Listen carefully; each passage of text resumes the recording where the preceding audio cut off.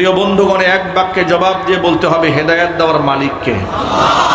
আল্লাহর নামটা খুব মোহাব্বতের সাথে উচ্চারণ করতে হবে, একেবারে হৃদয়ের গভীর থেকে সবটুকুন ভালোবাসা মোহাব্বতের সাথে জবানে আল্লাহ উচ্চারণ করতে হবে। মোহাব্বতের সাথে বলুন, হেদায়েত দেওয়ার মালিককে।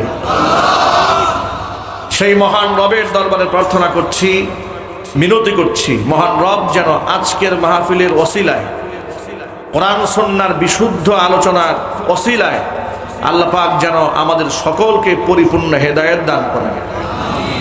আমাদের জিন্দেগির সমস্ত গুনার খাতা আল্লাহ পাক যেন মাফ করে দেন।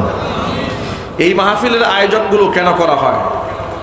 এই জন্য করা হয় যাতে করে মুহাক্কিক, মাহির, দক্ষ ওলামারা মুসলিম উম্মার করণীয় এবং বর্জনীয় সম্পর্কে কোরআন এবং হাদিস থেকে রেফারেন্স ভিত্তিক কথাবার্তা বলেন।